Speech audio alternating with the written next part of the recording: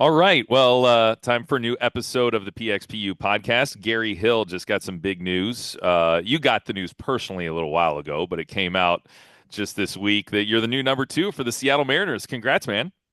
Yeah, thanks so much. It's really exciting for me and my family. It's been a super long journey. It's something that I have wanted my entire life. So yeah, I couldn't be happier. An I couldn't be. overnight success, 25 years in the Yeah, making, that's right? right.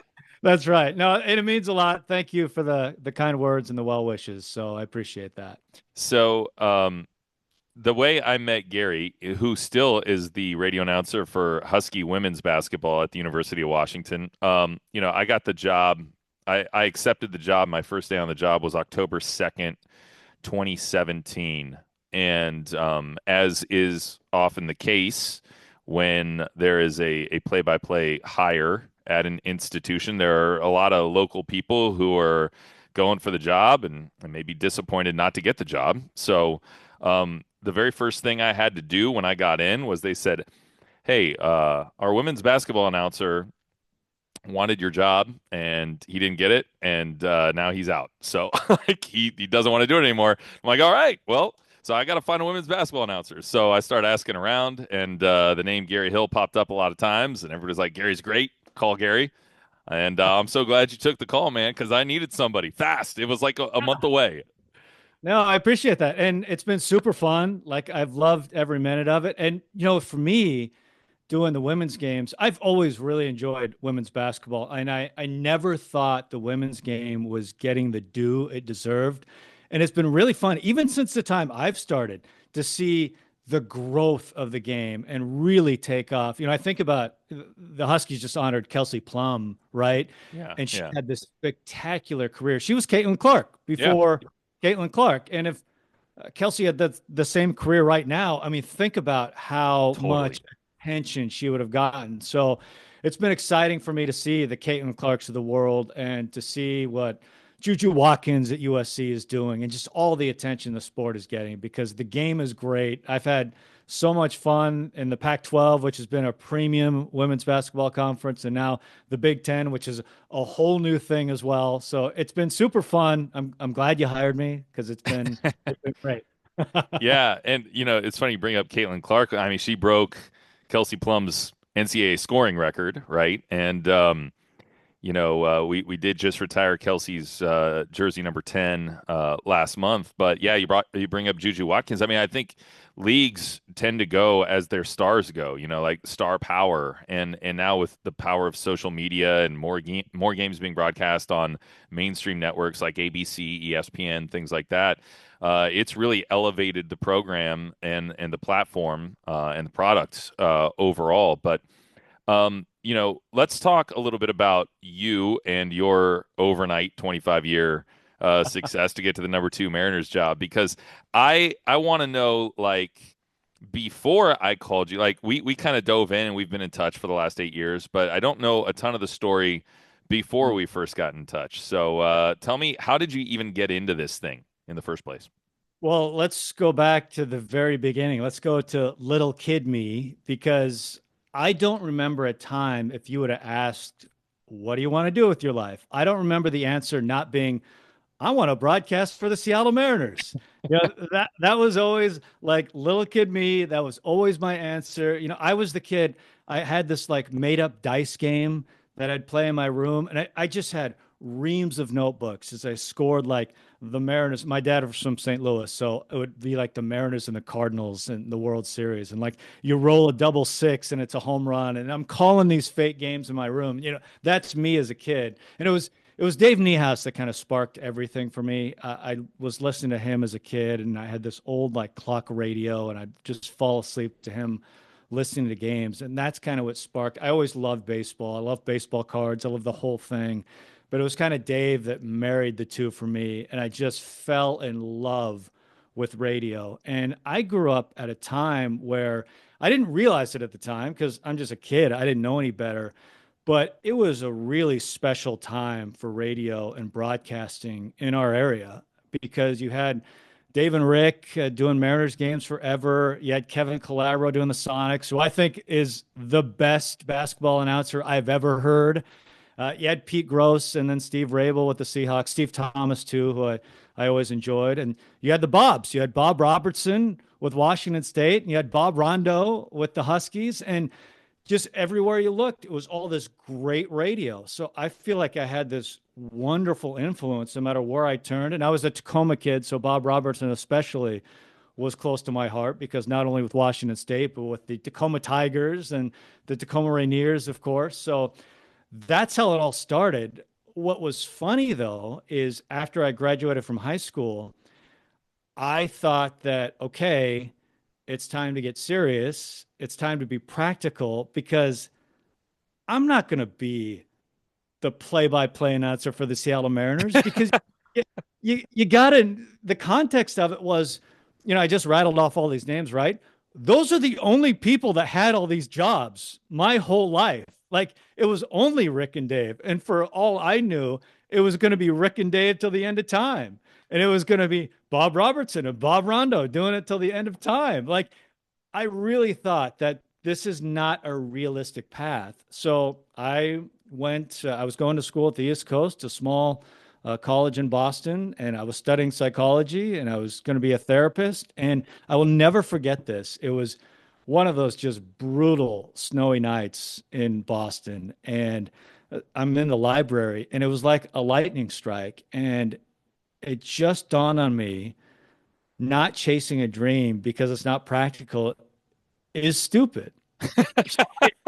I decided at that moment that I was going to transfer back home. I ended up going to Washington State because the broadcast school was great. And first day on campus, I walked in the door and I was doing games. It's a campus station. No one was listening to any of this, but I was doing football games and basketball games and volleyball games. And my first paying gig was Pullman High School doing those games. And that's kind of how it all started. So it was, it was just a lightning strike moment of chasing the dream. There is so much to unpack there. First, you're blowing my mind a little bit with the dice games because I did the same thing. I did. My dad and I mean, I remember playing dice college football with my dad, and we would always play the Army Navy game. I don't know why, but he was in he was in the reserves in the Army, and so I would be Navy, and I'd always be go Navy, right? And so we would do the same thing. I had the baseball cards, the dice games. I had all the stats and the box scores myself. Um, and you know, I I don't know about you, but when I meet other little kids like that, I'm like, no, listen to me. You can do this Yeah. because it's there is something about meeting people who are just consuming the product from that young of an age. Our friend Aaron Goldsmith, his young son is doing all those same things right now, right? And there's something about just consuming the product at an early age that kind of gives you a leg up on those things. But I'm curious to learn more about what made you want to get into psychology and go that quote unquote practical route first, and then why did you think it was stupid to not chase the dream? So I've always been interested in psychology, and I still am. And it's funny how much sports and psychology intersects, and especially with baseball. Like it is common practice when you talk about hitting, especially to talk about psychology. So it's funny how much I still end up talking psychology. It's just, I ended up with a degree in psychology, but it was just something I've always been interested in people and how they work and how they think. So that's where psychology came from. And I just thought it was stupid because I didn't think it was realistic. Because I didn't think, you know, I didn't think anyone else would ever have a Mariners broadcast job. You Hmm. know, and just the context of it, because I thought Dave and Rick would do it forever. And even if somebody else did it along the way, why would it be me? What, like just the odds, right? Uh-huh. Just mathematical equation. I'm like, this isn't going to happen, right? And so that's what it was. I just thought I was being smart and practical at the Hmm. time and just really looking at the math of it, just the sheer math of how many guys in my lifetime had done Mariners games. And it's like, well, no one. So why would it be me? Why would I be the choice when it Well, was it's going all to go from Dave and Rick to Rick and Gary now. And that's got to just kind of blow your mind to think about that a little bit. But you talked about coming back to Washington State, which they do have a good broadcasting program, and doing the student station stuff, which I did as well. And then finally, oddly enough, you get to call your local college, you get to call your college games on the student station. But the big break is when the local AM FM that's 26 watts wants to pay you $7 an hour to call the local high school games, because Athens High School for Ohio, from Ohio University to Athens High School was my version of that. Um, but I just am curious, like, uh, did you ever? I mean, you talked about the Seattle Mariners radio job being your dream, um, but like, did you open your scope to be like, well, I'll go move to Miami, 3,000 miles away. Like, I'll go wherever it has to be, because like I definitely knew I had the same thoughts growing up in Columbus, Ohio, and I was a little my glimmer of practicality was, okay, I'll go to any big time D1 job. That's my dream. Like, I'm not going to confine it to, where I grew up or what. I'll go to anywhere, right? So like, what did you have to work against in that realm? It's funny that you ask that. So after college, trying to figure out, well, actually, I was still in college, but figuring out what to do after I graduated. So I sent my stuff to like every minor league team in baseball, right? And there was one team that I interviewed with. They offered me the job. It wasn't at home. And they're like, great, we want you to start right away. And I'm like, perfect. I graduate in 4 weeks. I will be there as soon as I graduate. And they're like, we want you to start right away. I'm like, well, I mean, I, you know, I'm working on my second degree. I'm getting 2 degrees. Like, I can't. I'm at this point. I'm done with school. Like, I just want to finish. I want to move on, and like, I got to finish. I've been working on this forever, and they're like, no, we need you right now or not at all. So right away, I'm faced with this choice. Like, okay, do I dive into this thing right now, or do I finish my degrees? I'm like, I gotta finish. I gotta finish the degrees. I've been working on this. So I turned the job down. And I didn't know what I was gonna do. So I moved back home. I grew up in Tacoma, so I moved back home. I ended up getting a job with a small company that sold advertising with small colleges and minor league baseball all over the country. So I would make cold calls all day. Like one day would be the Huntsville Stars, the next day would be the Wilmington Blue Rocks, the next day would be the Frederick Keys, like all over the country. And it was miserable for me. I hated it, but they gave me my first play-by-play gig, and it was actually University of Washington baseball. It was my Hmm. first like broadcasting back at home. And after that, it was the Evergreen State College in Olympia. And that's how it kind of started. And it's funny because, the plan wasn't I'm not leaving Seattle ever. That wasn't the plan at the time because I was realistic. Like if you want to make it in this field, you're gonna probably have to move around. But as time went on, I've kind of like I was stair stepping and I over time like I would get offers to go other places, but I felt like each time, and I had a couple of really like offers I had to really think long and hard about, and there were family considerations and that sort of thing. But every time I was like, I feel like, and some of it's just feel, man. Like this, some of it like you don't know the right answer. And I felt like staying home would be the best option in the long run. And so, like, I wasn't steadfast to the beginning, but every time there was a decision point, I'm like, I think it's better if I stay home right now. Hmm. It turned out the long run, it was the right call. Yeah, man. Man, you hit me again with another thing that I directly experienced. I was finishing up school and I was offered a single A job as a number two, and I was willing to leave school and take it. I was like, cool. I mean, I'll get that 4 credit hours some other time. Like I'm not worried about it. I'm in, and I took the job um, until I realized, well, I should probably call him back and see what it pays, Mm. right? And then once we started actually talking about the logistics of no, you can't get another job because we need you there for tarp poles.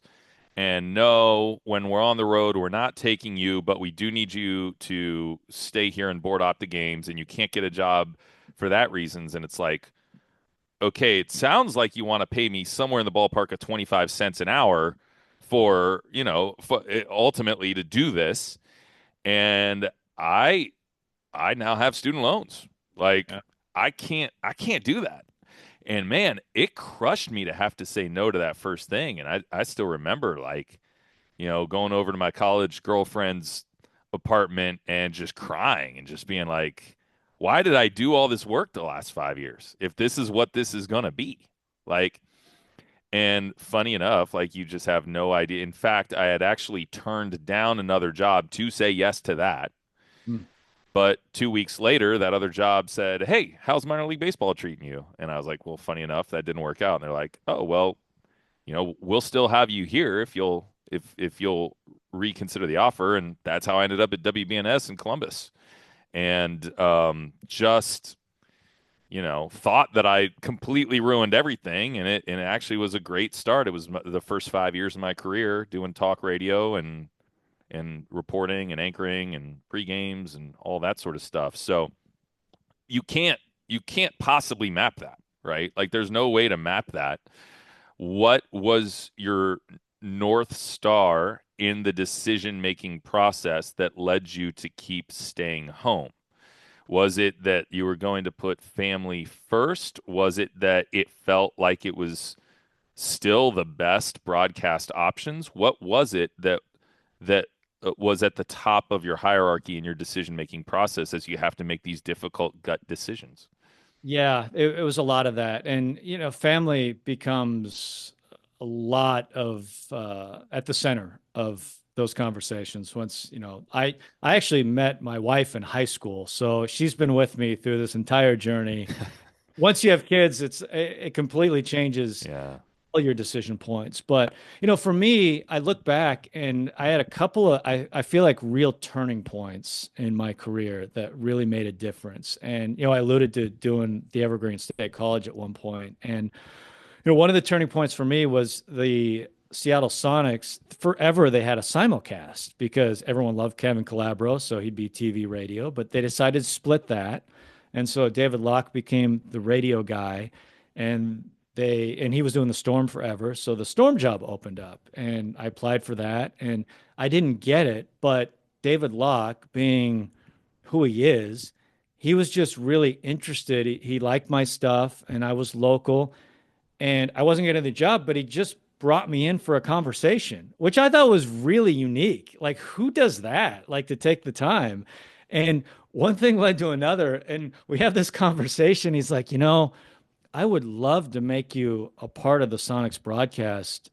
At that time, I graduated from college, and he's like, I mean, we don't have any room on the payroll. I wish we could do an internship. And I was like, well, great. I will just take a random course online about web design and we'll call me an intern. Like, I'm not sure if that's legal or not, but the Sonics don't exist anymore, so I don't think anyone can get in trouble. But I started the season as an intern on Sonics Radio as I'm taking like, this web design course online. And I'm working full time at a completely different job outside of radio to pay the bills. And 2 months into it, he put me on the payroll, and then he gets let go. And he's gone to the Jazz, and he's done wonderful things. And I'm truly grateful for him. I feel like he's really opened the door to this whole thing. And Alan Horton, who he hired to do the job, had gotten the job for the Minnesota Timberwolves. So the next year, I'm hosting pre-post. I've gone from like intern, no non-paid intern at the start of one season to next year hosting pre-post. And at that time, like the NBA was hiring, it was practice for them really to hire their play-by-play guys out of the pre-post position. And so Mm. I'm doing that. I'm doing Seattle U basketball play-by-play, and I'm like, this is it, man. Like, I am in such a great spot. I feel great about this. And I remember the last game of that season, I said, we'll see you next year. And next year never happened because the Sonics Mm. went to Oklahoma City. And which, talk about crying. Yeah, that was me because it was a double kick because I'd grown up a Sonics fan. I love the Sonics. And thought I was on this path, man. I thought this was it. And I was left just like, what is going to happen now? Like, I thought it was dead. And then that baseball season, Owen Murphy, who's still around, was working at Bonneville, and the Sonics and Mariners were in the same building. So he asked on a random May weekend if I could fill in pre post for the Mariners. And I said, sure. And that's kind of how that started there. And it was just slowly over time with the Mariners just kind of doing one thing after another. And that's when a lot of the decision points would come to a head as I was offered through the years a lot of different opportunities, but I still felt like, especially with the Mariners, like this could end up in a good place for me, which is why I kept turning other options down. So if I get the years right, you're talking about the Sonics leaving. I'm thinking that's 2007, right? Yeah. So we're talking about 18 years ago. Yeah. You first did your first thing with the Mariners, Yeah. and that's pre-post on a fill-in basis. Where does it go from there with the ball club, and over what period of time? Yeah. So, yeah, I'll never forget this either. It was Dave Niehaus, as it turned out, his last year was my first time filling in on pre-post. And my very first time, keep in mind that Dave was my idol growing up, right? And in the booth, there was a lower section where the broadcasters sit. So you have Dave on one side and Rick in the middle and Kevin Kremen on his side. And then it's kind of like stadium seating where the pre-post is up above. So I had prepared for this game, my first filling game, like it's game 7 of the World Series. Like I have never been more ready for any broadcast in my life. And I get the headset on, we're a few seconds away. Matt Harden was in the studio. He says, okay, 10 seconds. I'm like, man, I am ready for this thing. And then I look down and Dave was sitting in front of me. I watch him just put the headset on. And then I get just terrified as I realize in that moment that my idol, Dave Niehaus, is now going to listen to every word that I'm about to say. So, I just do the blah, blah, blah. I do the first segment. I black out. I have no idea what I said. And he turns around and goes, great job, kid. And it was, I can't believe this is happening. And so it was small. It was like weekend fill in play by play at first and eventually not play by play, but weekend pre-post at first, and then it became kind of every weekend gig, 1 day a week, and then it became 2 days a week, and then that was to the station. Then eventually the Mariners started to ask me, "Hey, when Kevin Kremen is off, do you mind sitting in for him?" It's like, yeah, absolutely, and That's the engineer, right? yes, that's Yeah. the engineer. And literally, I just kept saying yes to everything. And at the same time, I was always doing a bunch of other stuff as well. Like I have worked for, at one time or another, everyone in our market. Like I did storm stuff, pre-post and play-by-play, worked for the Seahawks, the Huskies, Washington State, like T-Birds, Sounders. I mean, go down the list. Like I've either been on the board or play by play or whatever. I worked at radio stations. So like I have a full-time job. I'm doing all this stuff on the side. Like it is just my world is just constant.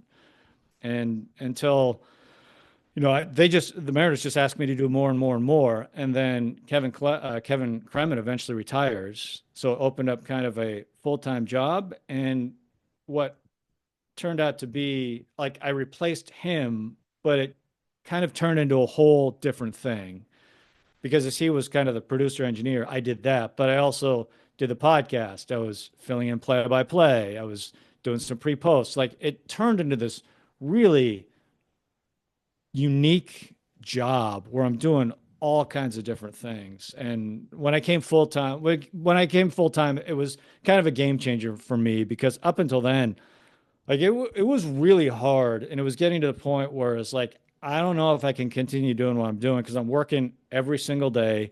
Like there were times where I full-time job, so I'm waking up at 5 a.m., going to the job, working 8 hours, going to the Mariners game, doing pre-post, getting home at midnight, 1 a.m. the next day, doing the same thing, working 7 days a week because I have radio station stuff on the weekend. My wife's at home with small kids. Like it is a real grind as I just kept having the big goal in mind, thinking that this could still happen. But truthfully, before I got on the Mariners full time, I was getting to the point, it's like, I don't think I can continue at this rate and survive. So Yeah. fortunately, the full time job came at a good time. Yeah. Wow. I mean, the home support is big, right? Like, I mean, we all know, like, I mean, if you're married, no one does anything alone, right? Yeah. Because I mean, I just got back from Minneapolis in the middle of the winter, and you know, sometimes it's snowing and preschool might not be open, and all sorts of stuff that has to fall on the plate of the significant other. But it sounds like you had probably great family support having been in this market for so long and kind of being close to home, and she knew your dreams from the time that you were in high school.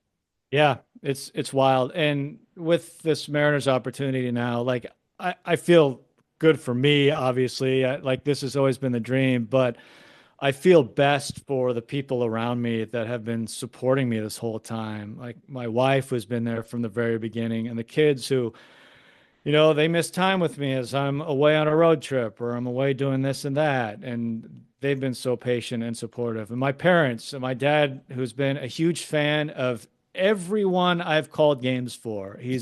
When I was doing Evergreen, he would drive down to those games. When I was doing Seattle U, he'd drive over for those. He's been at Husky Ballpark. He's been at Alaska Airlines Arena. He's been at all these different places and so supportive. My mom, who was a high school guidance counselor who I always felt like probably knew better than my career path, but was always supportive of me nonetheless. And that's who I feel the best for. Like all the people surrounding me in my life that have been in my journey. And I've been here the whole time. Like they've witnessed everything firsthand. And that's who I feel the best for in this whole thing because I feel like this isn't me accomplishing something. This is a whole array of people and friends and so many people in the industry that I feel like I've worked with just about everybody in this market and everyone's been so supportive of me through the years. I mean, there's too many people to thank. We'd be on here for 2 more hours if I thanked everybody, But but isn't that oh, the great stuff in life is calling those folks and being like, guess what? You yeah, know, I yeah, mean, those are some of the best moments. And when I heard you tell your story about the evolution with the Mariners, I couldn't help but think of when you said, "Hey, we're going to ask you to fill in as an engineer." That sounds like something that could be scary. Did you have great confidence in yourself technically to engineer a Major League Baseball broadcast soup to nuts if the ISDN line dropped and if stuff hit the fan right away? Um, because you said yes, I'll do it, and that certainly paid off for you in a big way. And we're always taught to say yes, but like man, as is it important to have multiple tools in your toolkit.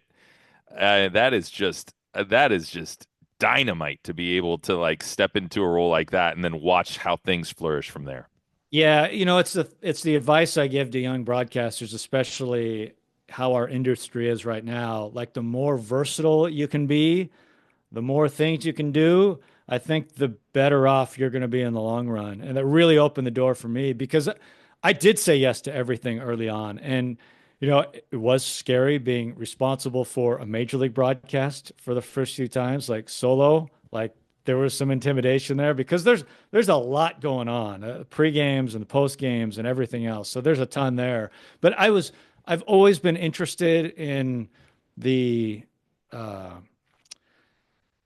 the mechanics of a broadcast and you know, the engineering of broadcast, like that stuff I'd worked on forever. I've engineered my own broadcast forever, whether it's basketball or baseball. So I was familiar with it on a much smaller scale. Like I'd done the board op thing, and I think it prepared me really well for play by play, to be honest, because I've been in the shoes of every single person involved in the broadcast. And it really, I think, you know, I talk about it all the time. It's like you don't realize how important the board ops are back in the studio. Like if you're listening to a game on the radio, they're kind of faceless, and we mention their names, but hey, nothing happens without those people.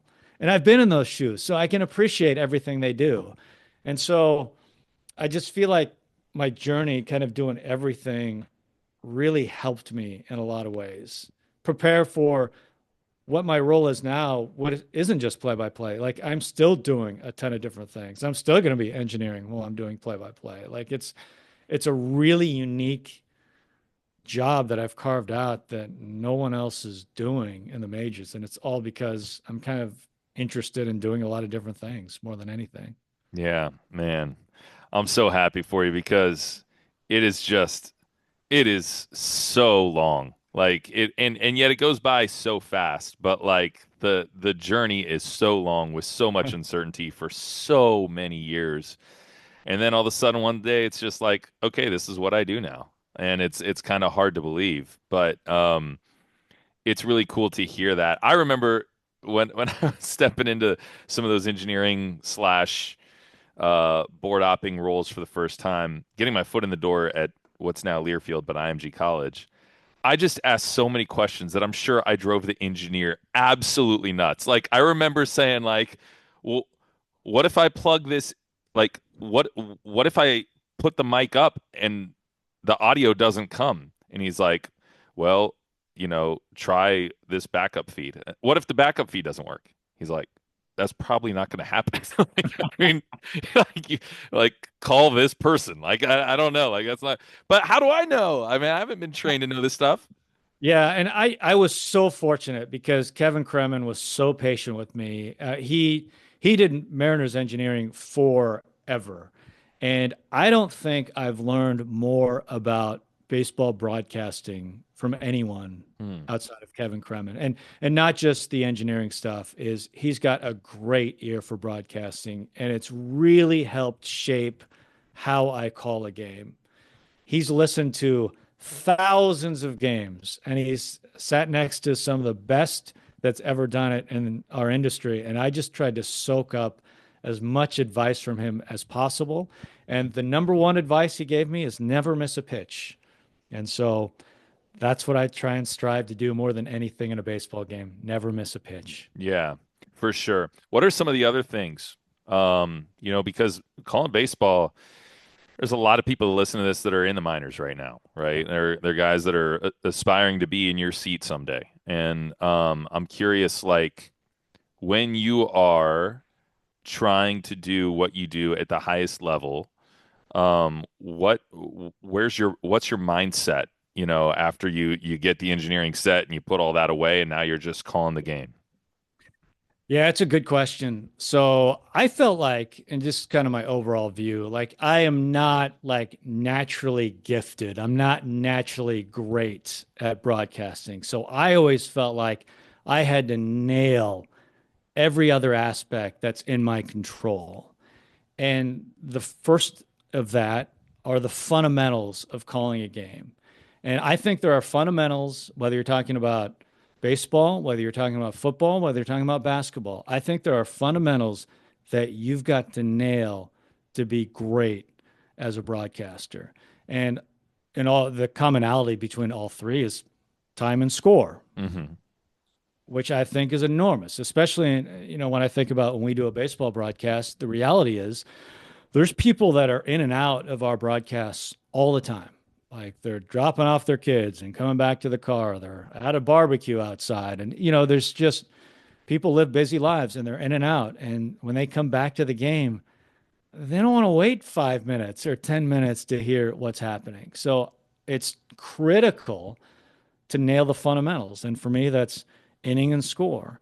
And from time to time, just a quick recap on how we got here. It's 3-2. Julio hit a 3-run home run in the fourth. And if you miss the first 4 innings, you've got a great feel on what's going on. So I think that stuff is critical. I'm serious about not missing pitches. I think that is about as important as it gets in Major League Baseball because when somebody is listening at the Major League level, you hear everything in the background. You hear the pop of the mitt, you hear the crack, you hear the fans react. If I'm listening and the fans are reacting to something and you're just talking about cheese or whatever, like what's going on? I want to know what's happening. So I think it's critical, not only for in game, but hey, what if Julio hits it out of the ballpark, does something that we've never seen before, and you were talking over the crack of the bat? Like to nail the highlight, you want to have that rhythm where you're calling the pitch is on its way, you give that quick pause, you hear the crack, you get into the play, and there it is. It's the perfect highlight. Yeah. And so I think about that stuff all the time. I think about um, feel a lot, which I think is the most important thing for a broadcaster. Feel on what to say, when to say it. Is this a 3-2 game in the eighth inning? Well, this is not the time for a random story about a guy. This is like lock in because the game's on the line with guys on first and second or whatever. Is the game 14-2? All right. That's the time to just have some laughs. And because there are times where people aren't just going to stay tuned because of the game. Because when the game's 14-2, you got to make sure you're working to keep people there because the game's not making it happen. So you got to make it happen. I mean, sometimes the game does the work for you. If the Mariners win today and they clinch a playoff spot, it's all right there for you. You can just call the game. If they're 15 games out of first place and it's September and they're not playing for the postseason and it's 14-2, you got to find a way to keep people engaged. Hmm. So I think about that all the time. And for me, I'm just constantly consuming because I love different stories about guys, different angles. So from the moment I wake up, I'm listening to pods, I'm reading stuff because I look at more as a lifestyle than prepping for a game, especially in baseball when it hits every single day. Because you never know what's going to happen in a game. And so I like there are things I do for a game. Like don't get me wrong on that, but I feel like I'm just constantly preparing and just living it because you just never know what's going to come up. You never know what angle you're going to take or what you're going to talk about. So that's kind of how I look at it. Yeah, for sure. And I think, well, so what are the possibilities for what could come out of your mouth in any given moment? uh, the possibilities are limited by what you've taken in, right? Like you can't That's quite a possibly stretch. come up with more than that. So like you have to if you want to like know the best way to be the best you possibly can in any given situation, you're gonna have to take a lot in. You're just gonna have to constantly be drinking, right? From the Yeah. fire hose all the time to get the job. Then once you have the job, to keep the job. I'm big on that too. But you went back to never missing a pitch in a storytelling sport, in a medium where you're expected to tell stories. Mhm. How do you balance that? And that's even harder now because of the pace of the game, which the new rules are great. I think it's great for Agreed. the game. And I think it was necessary for the game. So this is not a complaint about what the rules are. It's just made it harder for that because you really have to pick your spots. And when you're telling a story, like you just got to dive in and out of the pitches. It takes time, I think, more than anything. And then if the game is out of hand, like I'm not as strict when it comes to missing pitches. Spring training, that's another time where you just, hey, if you miss pitches, it's like whatever. But during a normal regular season game, it can be tricky. It's almost like double dutch. You're finding the way to jump in, and you just get a feel for things. Like if you want a great story that you have to tell, don't start it with two outs Yep. because the pitch could be a ground out to shortstop, and then you're stuck, halfway through a story. Or if you're telling a story about a guy, don't wait till there's two strikes on him because he's probably going to strike out right. He could strike out on the next pitch, and then you're kind of left. So I think it just becomes something with experience. You just figure out over time when I can fit this in. If it's something really quick, or is it something kind of longer? And if it's something longer, try and start it at the beginning of an inning to give you more time, and then just kind of work your way between pitches. What are some of the best stories that you've gotten, and how how have you acquired those? Yeah, so there's been a game changer for me the last 2 years with the Mariners specifically, and it actually started with our off-season show a few years ago, a couple of years ago, where we would have an off-season show. It'd be 2 hours, and it used to be a live show that we'd do, and we'd have players and coaches and whatnot call in, and we'd have our quick, 10-minute conversation, whatever, and or 7 minutes, that sort of thing. And it always left me wanting more because I always felt like by the time we got to the end, that was when we were finally getting into something, right? Mm-hmm. Because especially when you got players on the East Coast and you're calling them at 11 p.m., something like that. It was never the ideal situation. So I switched it to a program where we recorded ahead of time. So we would contact whoever, Cal Raleigh, hey, can you come on the show? And he's like, yeah. And then the timing was up to him. So we'd set a time and and what I found is we'd end up having, we do it on video so we can see one another. And we end up having these 20-minute, 30-minute conversations and really get into stuff, you know, and really felt like to get to know them as a person. And there would be times where we'd use like 20 minutes of it on the radio, but then there was like 10, 15 minutes where it's us just talking and getting to know them. And it really opened my eyes to this whole thing.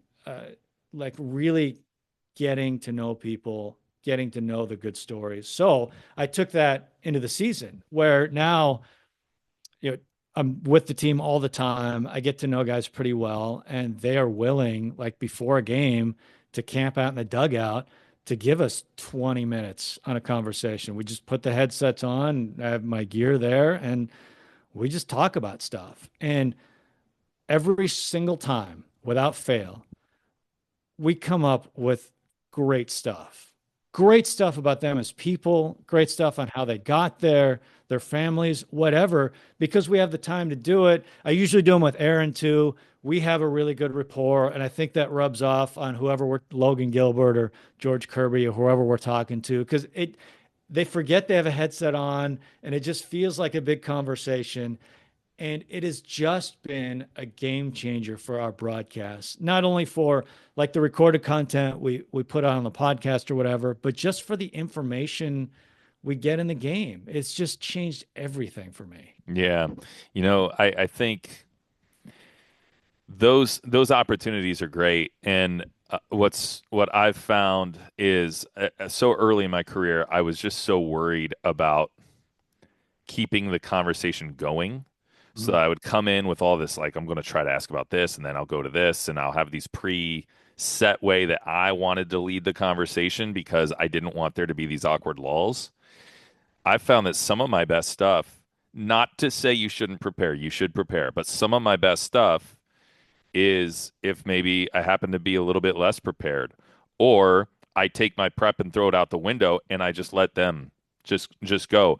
And it's the listening and then following up on I caught something in what you just said there. Like, tell me more about that.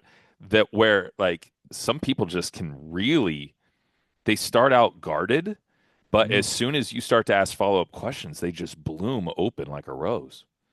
It's so funny because I feel like in our industry, we do not talk about interviews enough and Mm-mm. the skills and the arts of interviewing because it is perhaps the most important skill that we can develop. It's great. We just had David Hesslink on, who's in the Mariners front office, to your point. And I just happened to ask him a question because I did, did some research on him beforehand. And he was a left-handed pitcher at MIT who works in the Mariners front office. It's a great story about how he got to the Mariners front office. But I was interested because he throws left-handed, bats right-handed, and I happen to throw left-handed, bats right-handed, and bat right-handed. So, it's one of these things in the recorded conversation. Like sometimes you can just go fishing and ask a question. If it goes nowhere, you can just edit it out. But he answered. He just randomly said, like, I don't know how that, because I asked him how it happened. He's like, I don't know how it happened. I just kind of my dad was out at sea and he came back and I just kind of copied what he did. And he went on to talk. And it's like, my dad out at sea kind of catches your ear, right? Sure. What is that? And so you ask a follow-up and you find out he was a submarine commander in the Navy. He's the captain of a submarine. So we end up going down this huge road, which I had no idea going in. But if you just actively listen, like what did you just say? You follow up and you end up down this just really cool path that was totally unexpected. And it's that kind of stuff that I love. Like the prep stuff, prep is great. And I prep a lot for every interview because, there are things that I want to go down, but you always have to be ready for the unexpected. And it's stuff like that that's the greatest. Yeah, I just had a moment. We had a football press conference a few moments ago, and I was meeting one of our new transfer offensive tackles, and I was kind of recording something with him, and he was talking about how he feels like his work ethic sets him apart, and I said, "How long have you had the work ethic?" And he goes, "Oh, it's from my parents my whole life, like ever since fifth grade." And I said, "What happened in fifth grade?" He ends up telling this story about how he had this fifth grade coach who his dad was watching practice from the sidelines, and the coach made a comment to him that was kind of like a little bit of a throwaway comment, but still kind of implied that he wasn't like giving everything he could during practice. And so his dad, they had like all this landscaping in their backyard, including some rock walls and stuff. And his dad, for the next couple of weeks, would take him in the backyard. His dad would tear down the rock wall and make him rebuild it. And he's like, if this isn't done perfectly right, I'm going to tear it back down and you're going to have to build it again. And I'm just like, that's crazy. And to hear people actually tell the stories, first of all, I think it disarms me a little bit as the interviewer because as someone who didn't play the sports at the elite levels that these guys did, or in football, didn't play the sport at all, I can kind of still have a little bit of a hard time really talking ball with them Mhm. if I'm just trying to talk ball. So getting them to talk as a human is the best way to get them to talk because then I can ask a dumb question where I only half know what I'm talking about ball wise, and they're going to be more generous with their answer then Yeah. because they know me on a personal level. Yeah. No, that's so great. That's such a great story. And especially in baseball. Like it's harder to fit those stories in a football game. Like you can, and it's harder in a basketball game, and you can. Baseball, that stuff is the gold because all you have is the time to fit that stuff in. And I think that's the game changer for a broadcast. And I always feel like and every one of our listeners would love to sit down with Logan Gilbert for 30 minutes, right? But they can't. And I feel really fortunate that there are times that I can. And so I get a chance to kind of be the conduit between our fans and Logan Gilbert. And I feel like I can help them get to know Logan Gilbert, that he's a really great dude with some really funny stories, talking about Cal Raleigh coming to his house for his wedding and running over his lawn ornament. It's stuff like that that gives so much great color to a broadcast. And really, we talk about, you can say like Logan Gilbert and Cal Raleigh have a great relationship, but then you can tell that story and it drives home more than just saying they have a great relationship, really what the relationship is about. So it's stuff like that that I love. I think baseball gives you so much practice at telling those stories. I think in football, sometimes the time window really isn't any different. You know, you got a 40-second play clock, so guy gets tackled, you put the ball down. Like you might have 15 seconds to tell a story. What I've kind of done because I don't get the reps practicing it the way that you do when you call 140, 160 games a year is I take 5, 7 stories that I might want to try to work in, and I actually script them so I can get the wording real tight. Hmm. And it's almost kind of like a live read that I've Yeah. got, like, today's game is brought to you by UW Medicine, whatever, and then get into that. But it's kind of the same deal where I'll just make it really as tight as I can so I can get as much uh, as much uh, pack as much punch as I can with my words in 15 to 20 seconds. Have you found that there are any areas at all that scripting has been beneficial to you? Maybe this is more of a pre-post question, but like to what point have you used scripting as a technique in the past, or are you now just at a point where you're winging it? That's a good question. So, I don't know if this is scripting exactly, but when in my scorebook, I will jot down a couple of words that will trigger something that I may want to talk about, that kind of thing. So I don't generally like write out a whole thing, but I will write, a few words or a couple of notes that are pertinent to that uh, in case I want to talk about it. It's funny because I usually don't end up using most of what I write down going into a baseball game because, Hmm.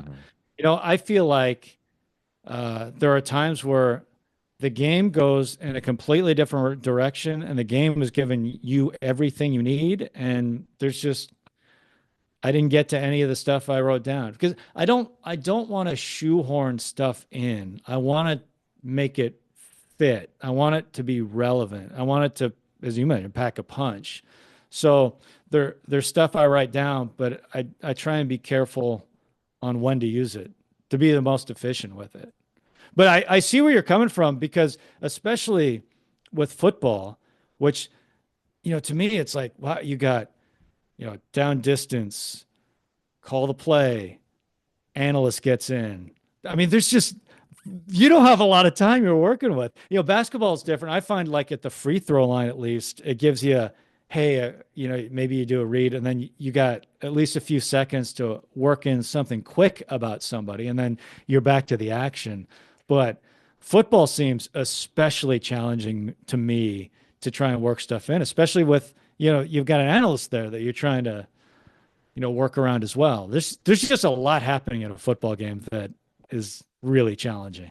I think there's a lot of variables too, because I mean, if you're dealing with a up tempo offense, a no huddle in college football, that's going to be a lot different than if Army or Navy are plodding along at their option pace, right? So, Right. it varies a lot, but I think the bigger point in all of it is football, baseball, basketball, tiddlywinks, whatever, it's trying to find a way to humanize, Yeah. like, because I grew up a total sports dork. Mhm. You grew up a total sports dork. We knew every data point on the back of every baseball card. And yet we're trying to get this information out to the masses who Yeah. mostly aren't like as obsessed with it as we were Yep. and trying to connect to them on some sort of human level. And at the end of the day, we're telling a story, right? Like, I mean, it's not a communication of data, or else people would just look at the box score. Like, we're trying to put the information into story form, and you have to become a storyteller in order to be able to do that effectively. Have there been some things that have made you a better storyteller over the years? Yeah, I think about this all the time. And I am really fortunate. You referenced Aaron Goldsmith earlier. I am so lucky that he became part of the Mariners broadcast crew, and we've clicked. Like, we're best friends, but as broadcasters, like, we talk all the time, and he has really sharpened my skills.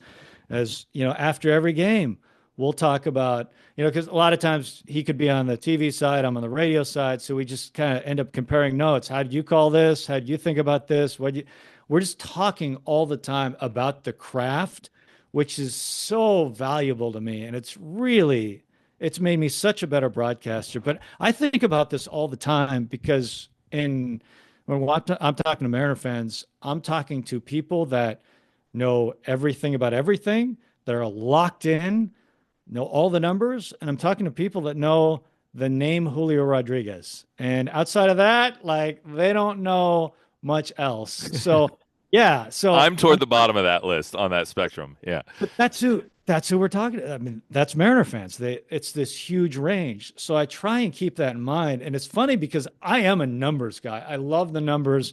I'm a member of Sabre. I love all the stuff. Yet I tend not to use a ton of numbers in the broadcast because when I do, I want it to be impactful and I try and deliver them in impactful ways because I think about instead of saying, I mean, you can't say, a guy's batting 375 in the month of May, which, yeah, that sounds great. But if you can say he's batting 375, or say he's got the second best average in the American League behind Aaron Judge, right? I mean, to me, that's like, okay, Yeah.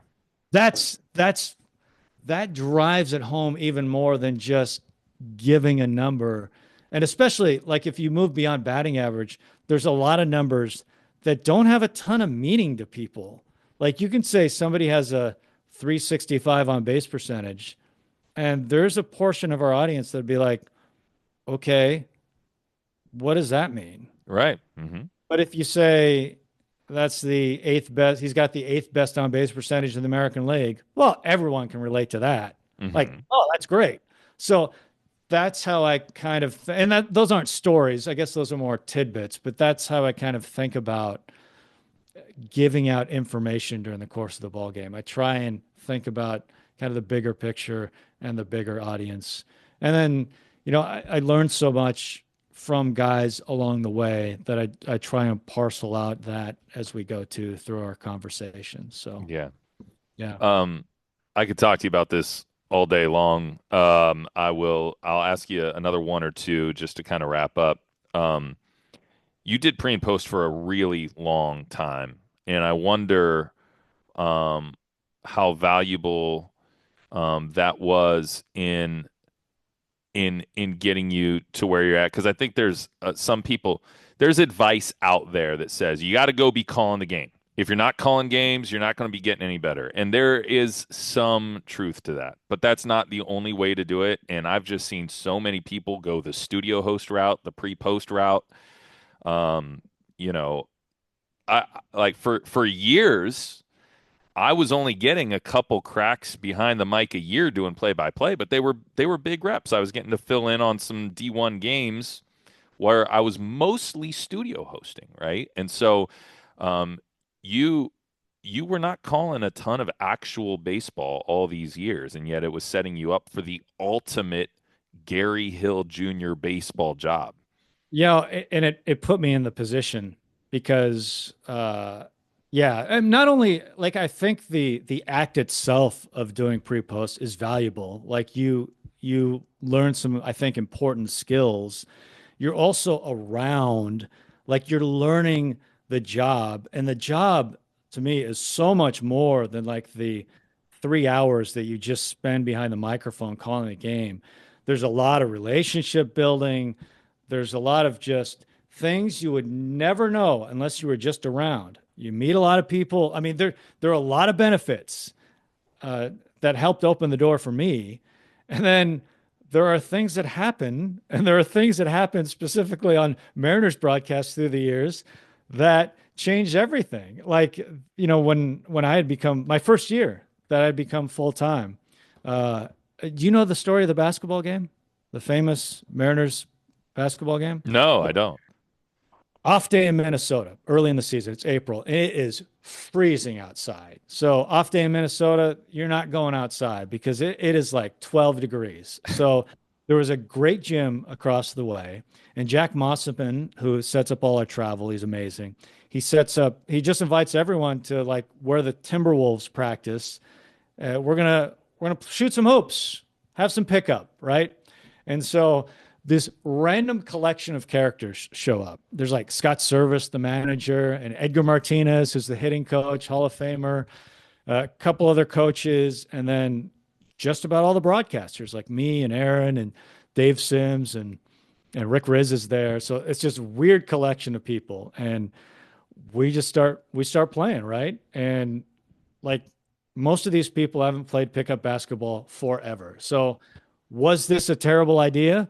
Probably, but there we are playing, right? And sure enough, like Simsy goes up for a shot and goes down. And he's like, "Who hit me? Who hit me?" Grabbing his leg. And everyone's looking around like, "Dave, man, no one touched you. No one touched you." And he kind of hobbles off, and we're thinking, yeah, he rolled his ankle or whatever. So we keep playing. Later, Rick goes to try and make a steal and gets his arm caught. He goes, "Oh, my arm." And he kind of leaves, and we're like, okay, that's fine. We keep playing.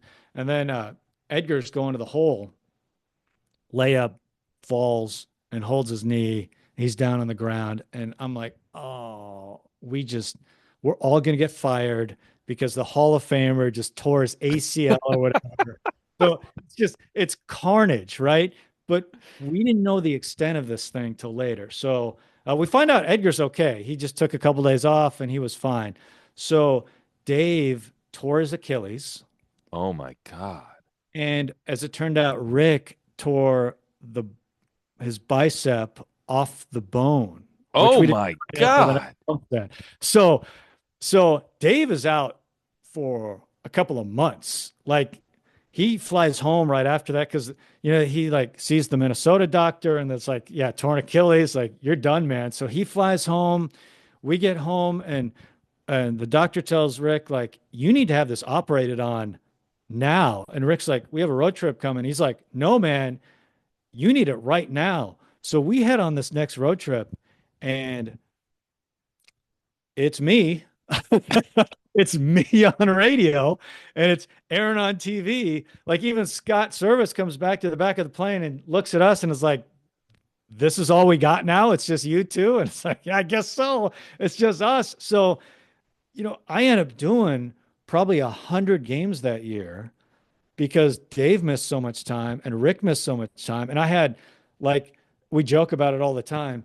Like Dave Niehaus and Rick had been the only number ones in Mariners history up until that point. So we joke that I've had the third longest stretch as a number one in Mariners history just because I'm on this road trip just doing it. But Aaron was doing a lot of TV at the time, and so I had called coming into this year like over 400 games just because I was there doing all this stuff, and I think they liked the job I did too. But it's weird stuff would happen. So right place, right time, and I feel bad for all the injuries of that basketball game, but it was something. It helped the career. I feel bad for all the people that got hurt, That's but I was fine. hilarious. I came out of it okay. There you go. I did you drop 25? I hope you had a big night. I mean, I did have, I grew up a Mariners fan. I'm a Tacoma kid, and I'm at the top of the key, right, in this game. And Edgar Martinez is guarding me. And you got to know, man, like I'm just starstruck. Like Edgar Martinez, my hero, is guarding me. And at one point, I fake right, I go left, I zip by him, I lay it in, and Edgar goes, "I'm gonna have to take away your left hand." And I'm like, "Well, this is the greatest athletic accomplishment I have ever had." Edgar Not going to get Martinez, better. Hall of Famer, my hero, just told me he's got to take away my left hand. I couldn't have been happier. That's amazing.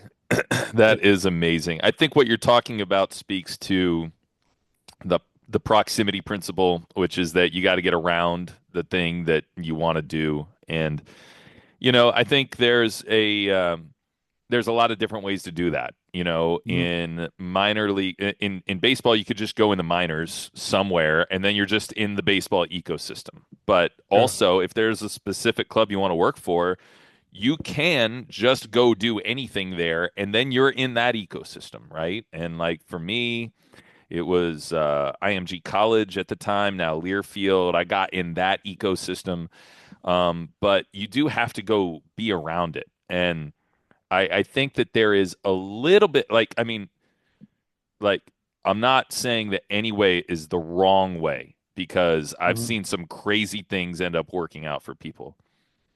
But I think that some people immediately jump to, I got to go call as many games as possible. So that means I'm going to go to that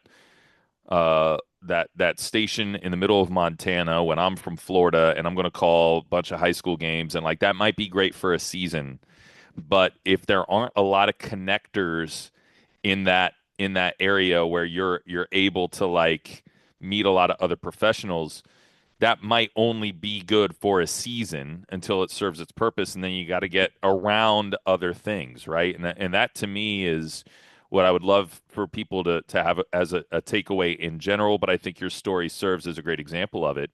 Is the proximity principle of like of staying highly active in Seattle, doing everything, being willing to do anything, anywhere.